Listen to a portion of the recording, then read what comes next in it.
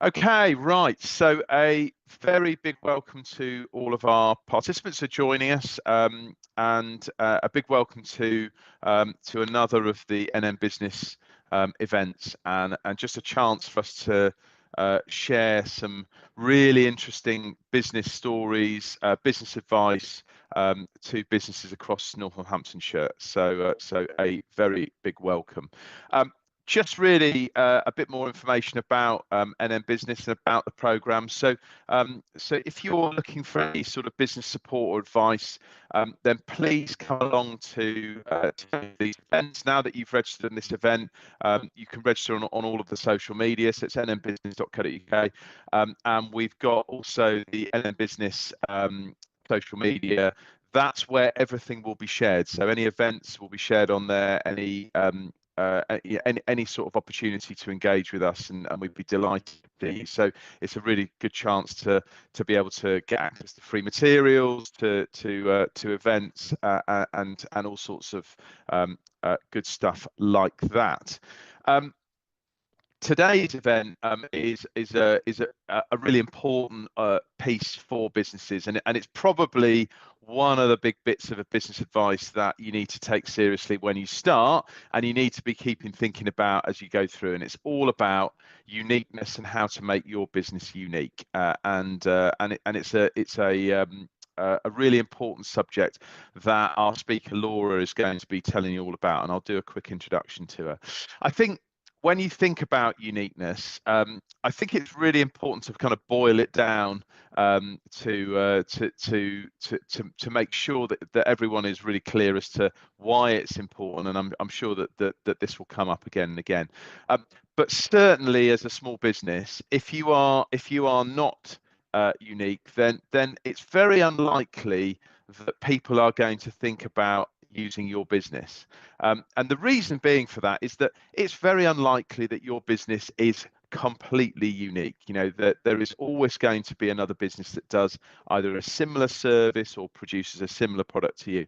And so therefore that uniqueness is a really key part, and being able to communicate that uniqueness is something that then means that you are then able to explain to your potential customer base why they should make a change or why they should use you, the new business, as opposed to maybe somebody, a business that's more existing. So it's really important to make sure that you've got that. It then also forms the backbone of all of your marketing, your sales pitch, all of the sort of collateral, any social media that you're doing. So it's a really important, and that kind of story is something that good businesses, they tell a really good story. And you can look at businesses like really large businesses, think about a really good business story around the Virgin Group, and they hammer that story through every single piece of their marketing. You know, it's all about the idea of the Virgin story, about this kind of this really sort of trend bucking business that goes and does exciting things, right down to the local business on your high street, the local coffee shop that talks about the kind of uniqueness of their story, why they set up, talking about the uniqueness of their brand. And so therefore it makes the business memorable, and it gives the business a kind of story and a position in the customer's mind. So it's a really important part of businesses, and it's something that founders have got to do. And so this is really the good opportunity for me to introduce Laura, so our speaker today is Laura Dolphin. Laura is a Northampton-based business owner, and has got a really interesting story. So her business support offering has kind of come from some of the challenges that she's been through, and how she's been able to actually deal with those challenges, and then kind of out of the flames has generated this phoenix, which is her business, which not only has she been able to develop a successful business, but the business has got a kind of purpose behind it, and a purpose-driven business, I think, is something that that resonates with customers. But it's also actually, business is not just about kind of money, it's about actually delivering something that you feel proud of. And I think that listening to Laura, she's definitely proud of that. So I'm going to ask Laura to share her presentation, and I'm going to now shut up and let her talk, which is absolutely the objective of this. So so really just a big thank you to Laura, big welcome, and hand over to you. Perfect. Thank you very much. So I'm going to just double check it's all working properly first of all before I get started. So hopefully that's all sharing. It is. That's Hopefully, is looking it? lovely. Yeah, very good. Yeah. Amazing. Great stuff. And I just want to apologise. I woke up this morning with a cold, so my nose currently feels a bit like a hairdryer when you finish using it, and my voice sounds a bit croaky. So I do apologise for that for today. God's law. But yeah, so I'm Laura Dolphin, and I am the owner of Dolphin Outsourcing Limited, which is the organisation that I launched back in 2019. I also go by mother or mum. I'm a wife as well. I'm also an armed forces veteran and a current forces spouse. And currently in the world of business, I am a business mentor and I do consultancy work as well as running Dolphin Outsourcing as a business. So that is me in a nutshell. And today I'm here to talk with you about what makes your business unique and why. Why is that important? So I'm going to start off with how and why. I think it's a really good starting point for anything that we want to do in business is how are we trying to do it and why are we trying to do it?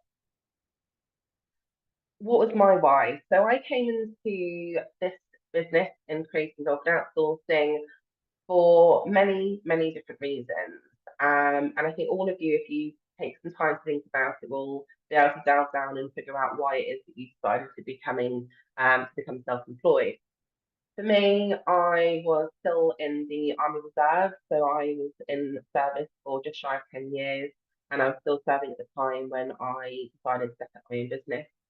I was a wife and a mother. My husband was also serving, but in the full-time regular army, and both of those things required flexibility. As this was back in 2018, I really struggled to find any employment that welcomed flexibility, that gave me an opportunity to work from home, that gave me the chance to be able to do the nursery run as it was back then.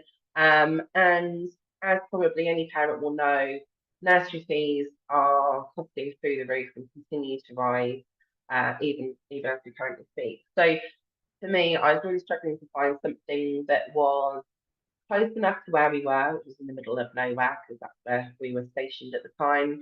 Um, and also something that gave me a really good feeling. You know, I think if you're going to go out and spend a huge amount of time at work, spend time away from your family, from your children, you want to feel like it's giving you something. And for me, apart from just paying me, I felt like I needed to achieve something within my line of work. And I was really struggling to find something that was close enough to me that I could afford to do because by the time I took all the nursery fees off, it was basically like paying somebody to do nursery whilst I went to work, and actually I wasn't making anything more beyond that.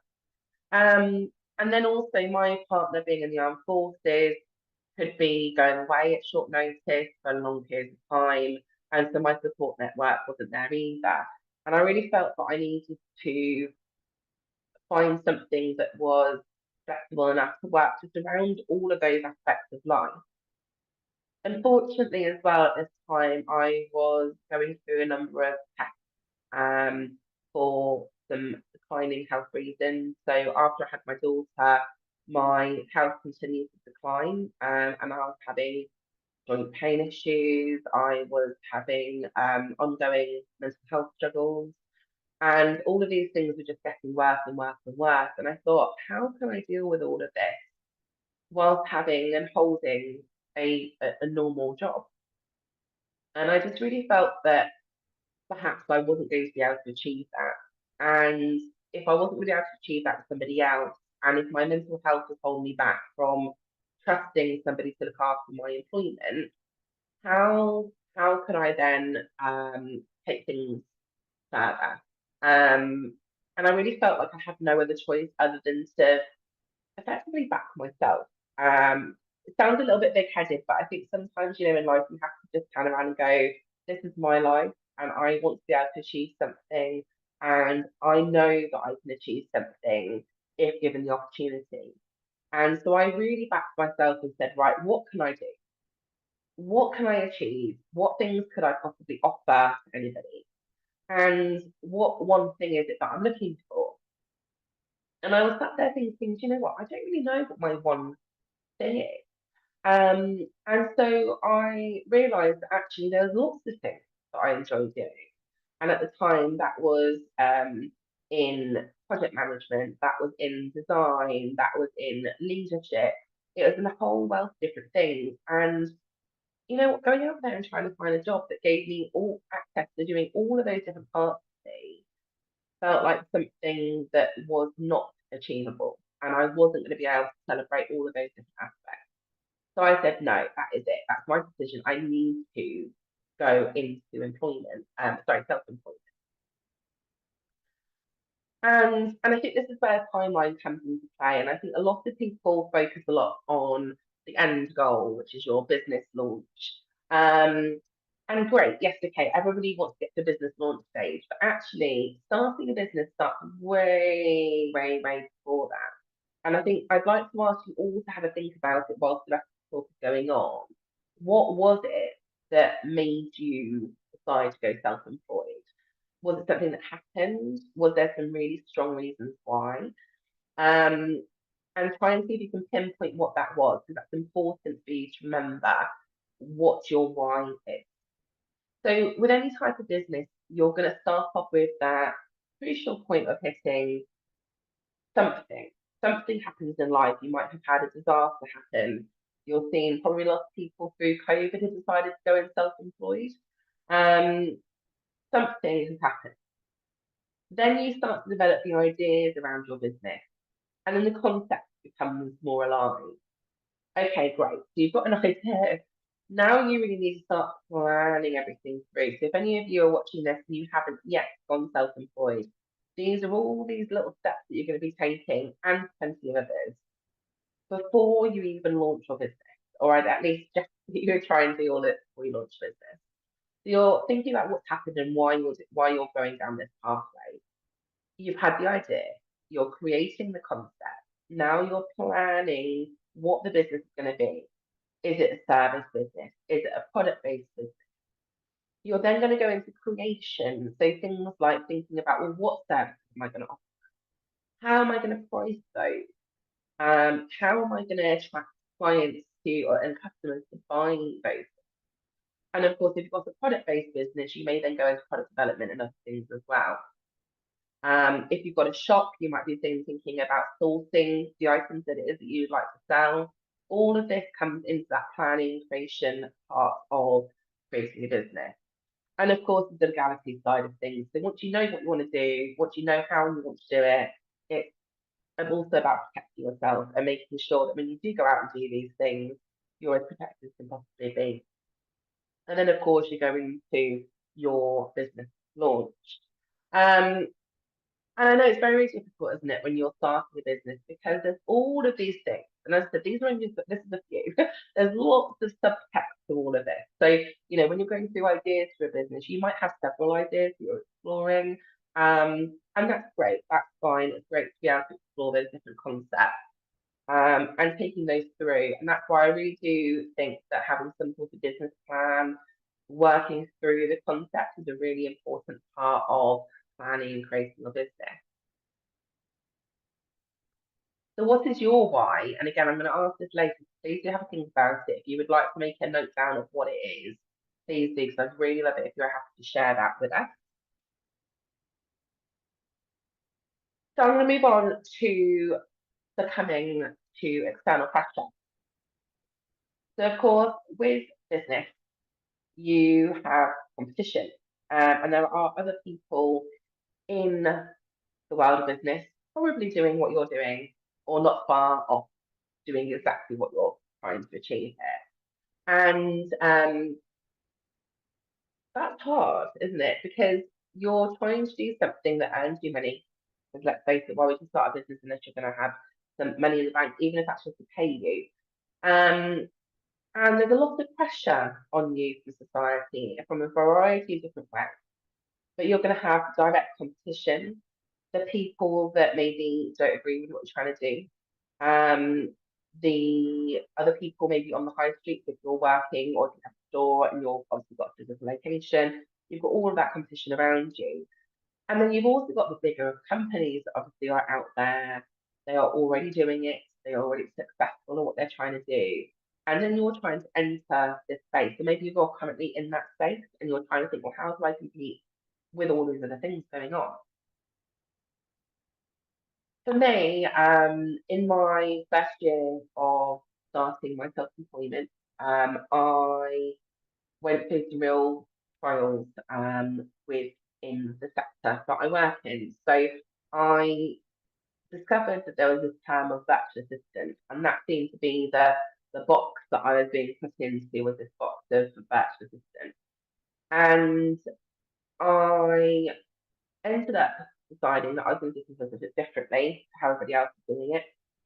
And a lot of people did not like this stuff, that I was being different. And when I say a lot of people, there were several coaches or mentors within that space that felt that my doing things differently challenged what it is that they were offering. And I wasn't willing to be put into this little box that they said, well, if you want to be a virtual assistant, this is what you do and how you do it. And I said, well, sir, this is business. And this is my business. And so if I want to do it my way, I'll do it my way. And if that goes wrong, it goes wrong. And if it goes right, it goes right. But that's on me. It's my life and it's my business. But still, I have this background talk going on in my ear all the time from different people coming at me saying you're doing it wrong. You're supposed to do it like this. You're supposed to niche down. To the point that I was getting messages and communications and people following me on social media, making comments about what it was that I was trying to do. And I've got to be honest, I almost gave up really. So I thought, well, if I've got all these influential people telling me that I'm doing it wrong, maybe they're wrong.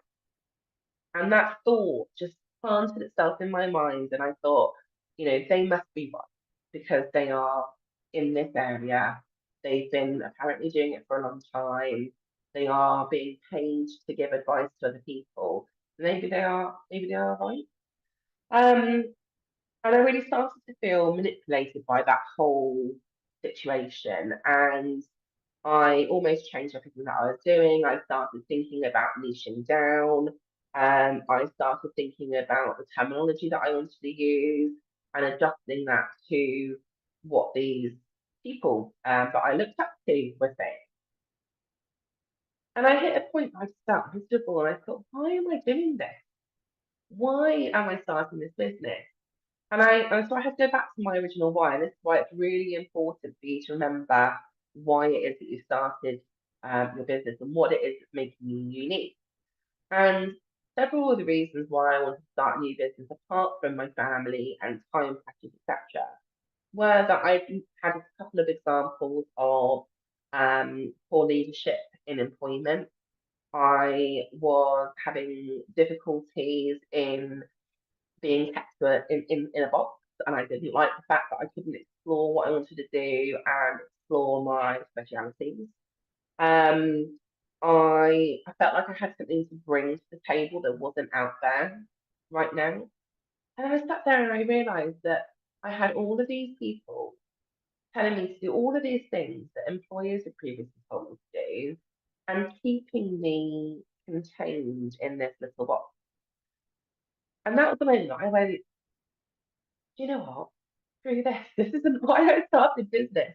I started a business to do it my way and to give myself the opportunity to see what I was capable of. And that was the moment that was the sticking point and that gave me the direction and reminded me um, that I really needed to get away from feeling this pressure. I wanted to stop feeling negative about having this business. I wanted to start ignoring what these other people were trying to manipulate me into changing into. And I wanted to focus on what it was that I was bringing to the table and sticking to my lane. Um, and I suggest to every single business owner out there that sticking to your lane is so incredibly important because especially now in the world of social media, and I think we've all felt it, haven't we? There's Facebook, there's Instagram, there's Twitter, there's LinkedIn, there's Pinterest, there's then publicly available information. You've got a shop potentially where you've got lots of other shops nearby you. It's very difficult to only think about what you're trying to achieve and to ignore all of that noise that's around you. But remember, why do you have your own business? Why did you do this? Did you do this because you wanted to sit there and compare yourself to the person next to you all the time? Did you do this because you wanted to sit there and be told what to do all the time? Did you create this business to listen to every single other person out there tell you how to do this business? And I can almost guarantee you that you're going to tell me no. That is not why you started your business. At the end of the day, if you want to be treated like that, why wouldn't you work for somebody else? Challenges. Okay, so we're going to work on two challenges now. Of course, we're talking about what makes you unique. And I think sometimes it's very easy to get bogged down into the race to the bottom. So there's a lot of different businesses out there. There are a lot of businesses out there doing what you probably do, or close to what you do. Do you want to be in a business that is offering the cheapest option? And maybe anybody who's got any questions or anything can share anything in the chat if you'd like to, or send any comments over of this example if you have any. But do you want to be chosen because you're the cheapest, or do you want to be chosen because of what it is that you do and the efforts that you put into it? And I know as a business owner how much time, how much energy it takes to even launch a business, let alone continue to run it and to continue to run it successfully. So, do you really want to be on that race to the bottom? Do you? I know that I don't. I mean, I work hard on my pricing, and I try to be considerate of the type of clients that I want to work with. And I'm considerate of the value that myself and my team bring. And for me, I felt that as a race to the bottom, I don't want to be part of it. I want to be valued for what we bring to the table. And I think probably, I'd hope anyway, a lot of you agree with me that actually a race to the bottom is pretty hard work. Your prices for everything that you're doing and everything that you're buying is going up. But yeah, everybody's expecting everything to be cheaper. And obviously that doesn't work, does it? So you can't have all your costs keep going up, but yet continue to reduce your pricing down. The maths just doesn't work. So actually, if you're realizing that you're spending too much time trying to compete with pricing and trying to compete to be the cheapest option, is that really what you want to be achieving? The cheapest? Or do you want people to be coming to you and continue coming to you because of the value that they get with you? And that's not just monetary value. That's their experience. That's the things that you believe in and that you spend the time and energy putting into integrating this business.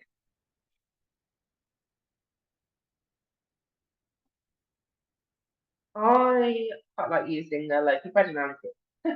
And I think this is a really nice and easy and simple way to start thinking about your business. So any one of you, I'm sure, has been to a supermarket at some point in your life.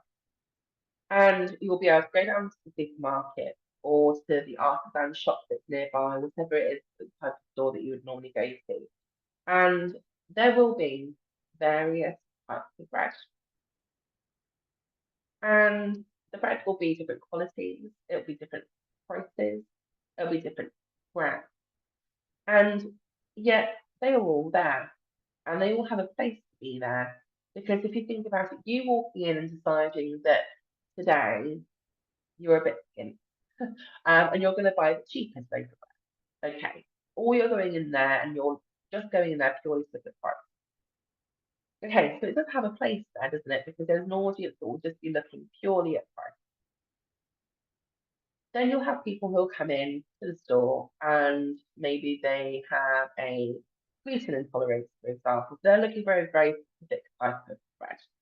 So of course they have it because they're offering a particular quality that somebody is looking for.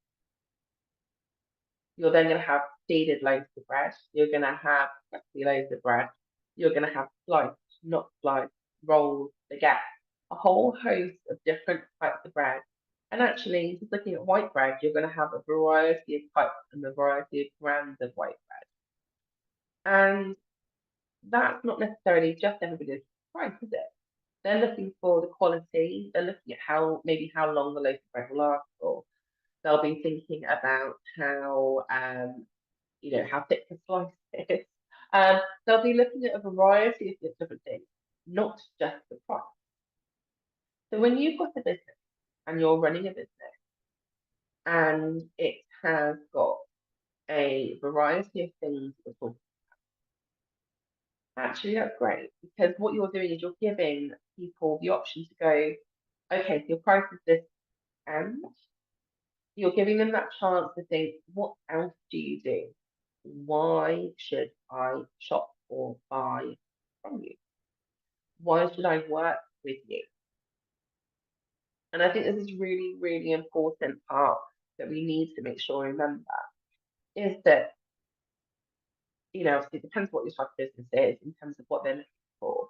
But every person, when they're thinking about purchasing something, especially when it's not the cheapest thing on the shelf, they are thinking about what else you bring to the table.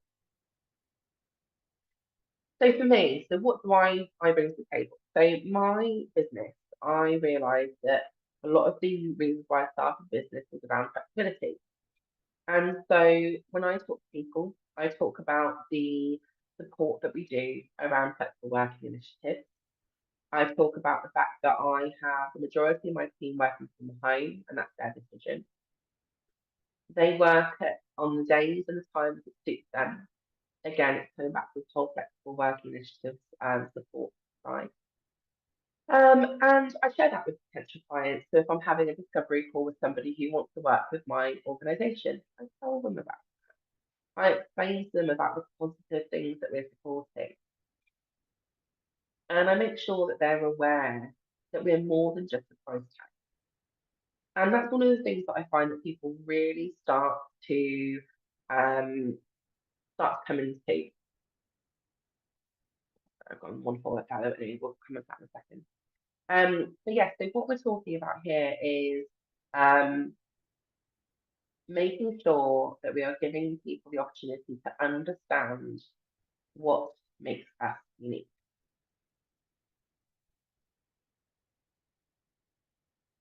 And so when you're thinking of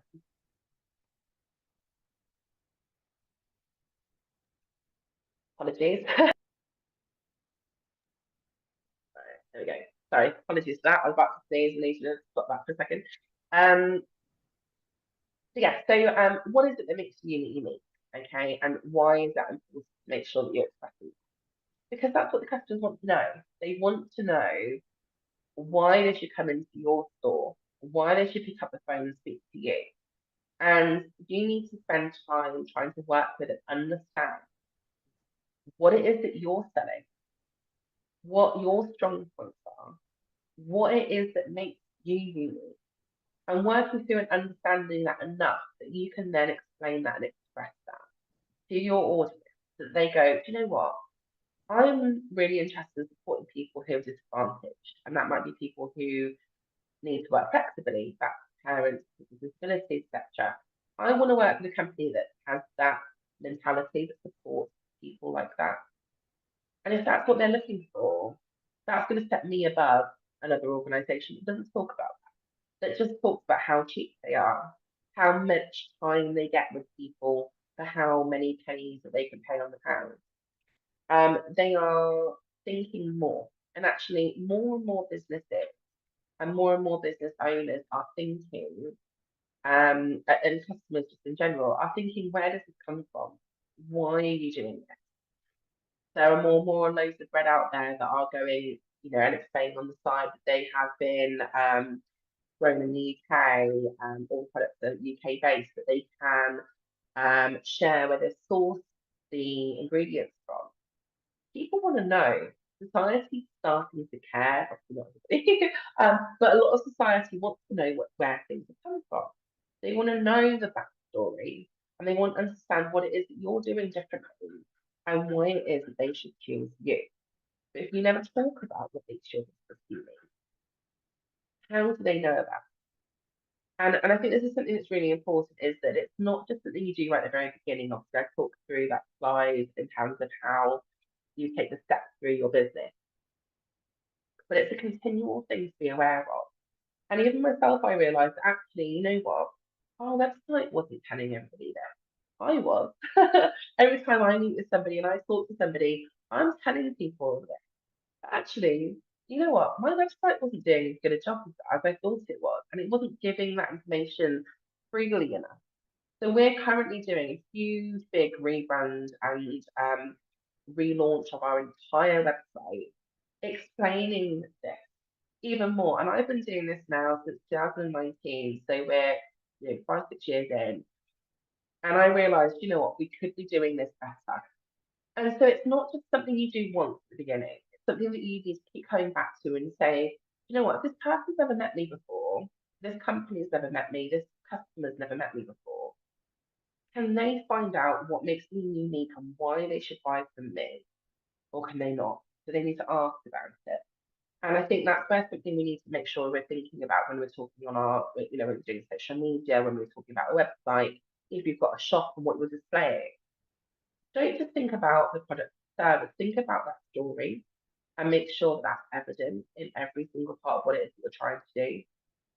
So don't just have it on your social media, because what if somebody doesn't look at it? What if all they do is look at your website, or come into your store or come into your office? So we really need to be thinking about making sure we're thinking about where it gets implemented, not just about you understanding, you knowing. And yeah, as I said, I am still a growing business.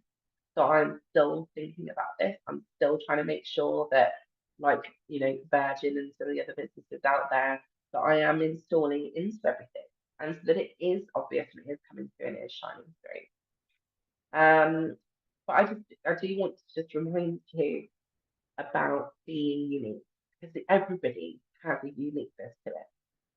And I think that's mostly timing wise. I'm trying to keep an eye on the timing as well. So I'd really like to move it to the point where we can see if anybody's got some questions, so that we can tailor this a little bit more to the audience. If anybody has got any questions coming through.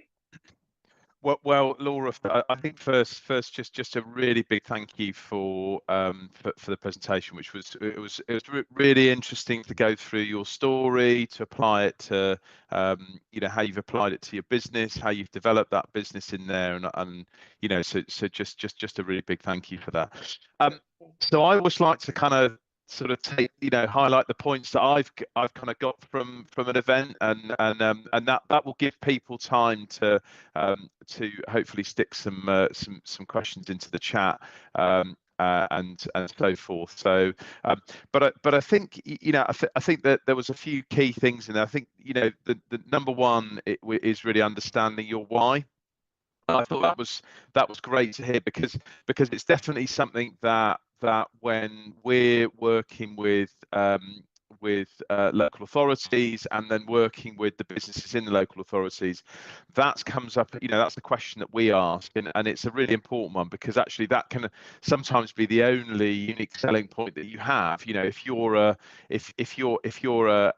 plumber or an electrician, or or a service provider like that, well, there's lots of electricians out there, but there is only only one you. So therefore, understanding that why and why you're doing it, I think is good. And I think you really kind of highlighted your differentiation in there, in terms of your story, in terms of your motivation behind it.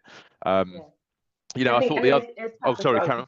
Sorry, I'll jump in, Heather, and say that it's funny, isn't it? Because there's so many different reasons why we launched the business, and I know that I've got a gazillion different reasons. So sitting here and listing every single one of them is not the easiest of things. But I know when I'm doing my mentorship side of things, a lot of the people who want to work with me realise that I recognise myself as a stable business owner and somebody who has understood the challenges that somebody with a disability faces. And so actually a number of the people that I've worked with from a mentorship perspective have come to me with disability and trying to juggle and manage running a business whilst also managing a health condition or a disability. But it wasn't really until I started talking about the fact that that was a part of me, that I realised actually that was really important, that I needed to stand up and be proud about that, and actually explain that that is part of who I am and part of what I can understand and bring to the table.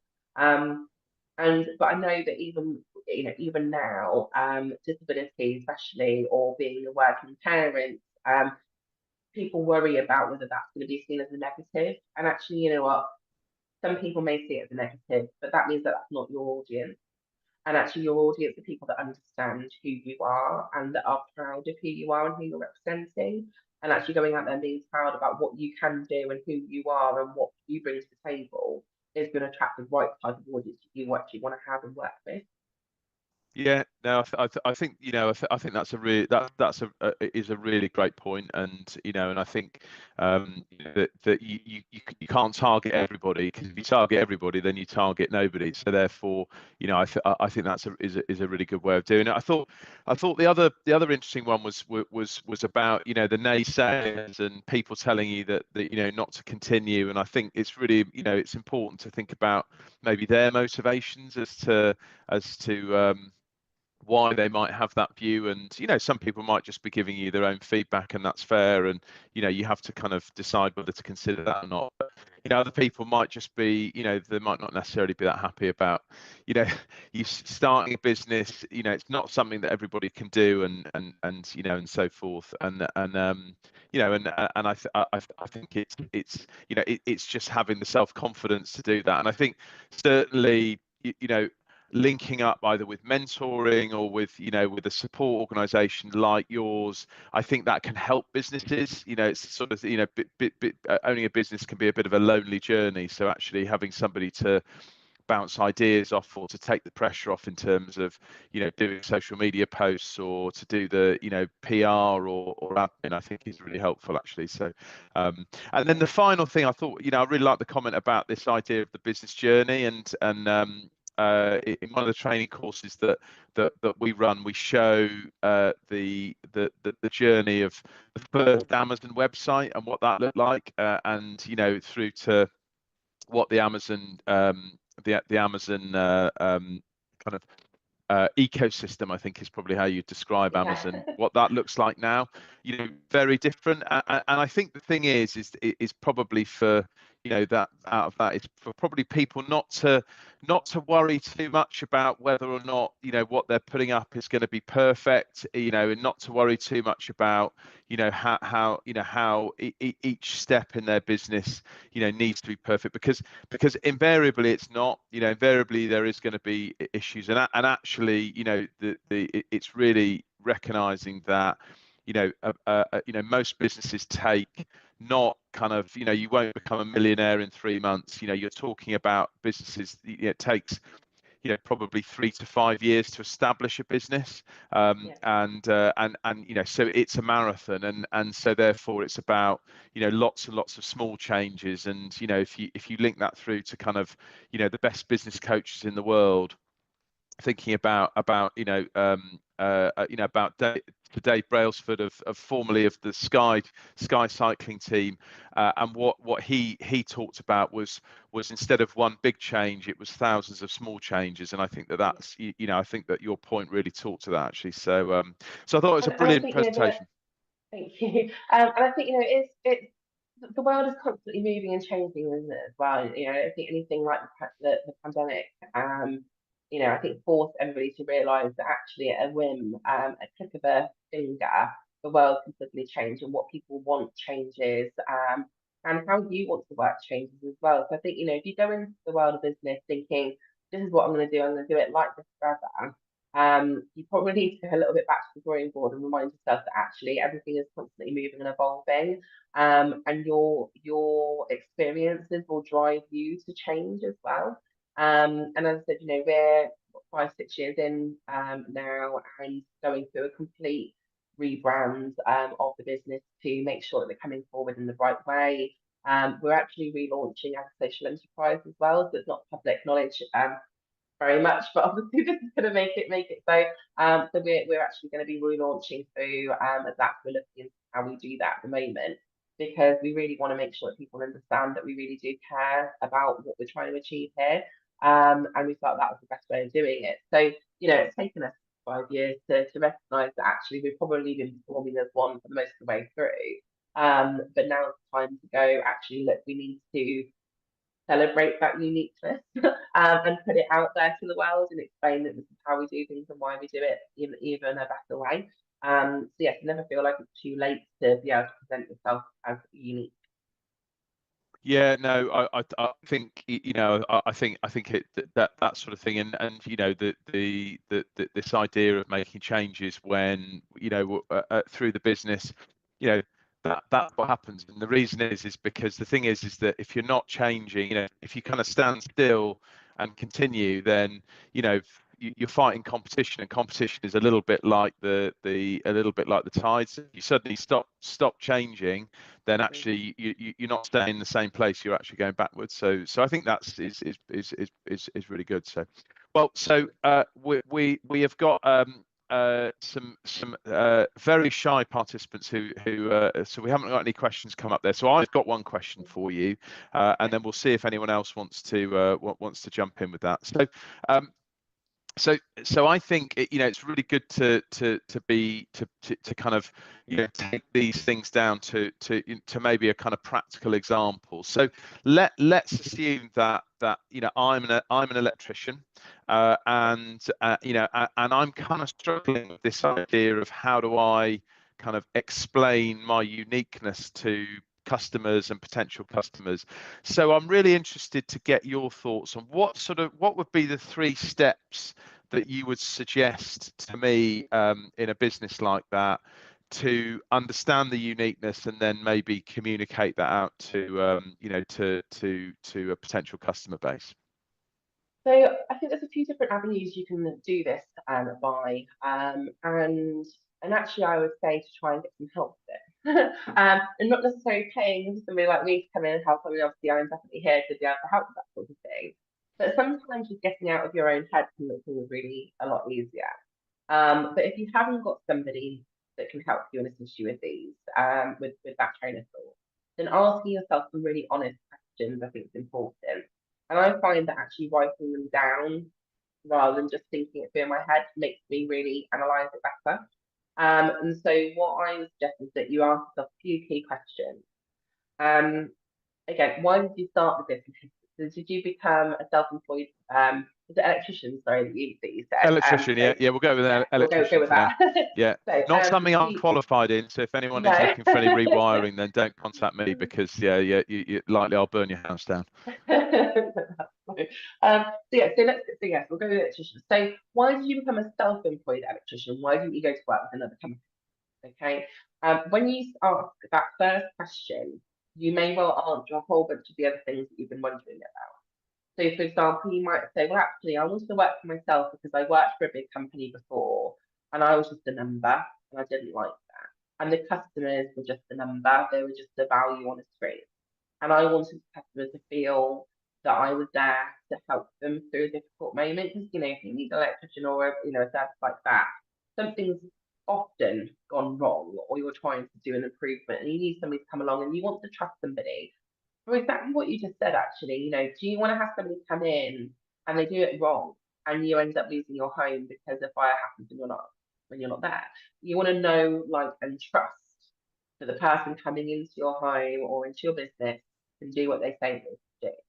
And if you know, like I said, you might have come from an employed position and then gone self-employed, or you might have gone self-employed from the get-go. But yeah, so that would be something I'd definitely be asking yourself is, you know, why did you do that? If you already have clients, I would be asking for feedback. What is it that they enjoyed? You know, did you show up with a smile on your face?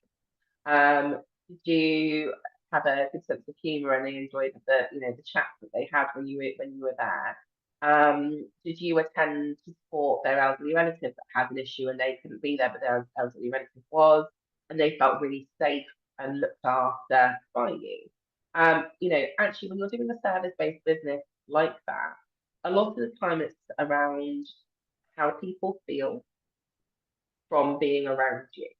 So if somebody walks away from, you know, you coming in and supporting them and they feel content and they feel supported, actually you've created a sense of feeling and emotion has come from that. And emotion is um, a really strong thing to come in and help them to come back again for you or to recommend somebody else. So I would say a couple of things would be, why did you start the business as a way of trying to help self-analyze, but also why do your customers like working with you?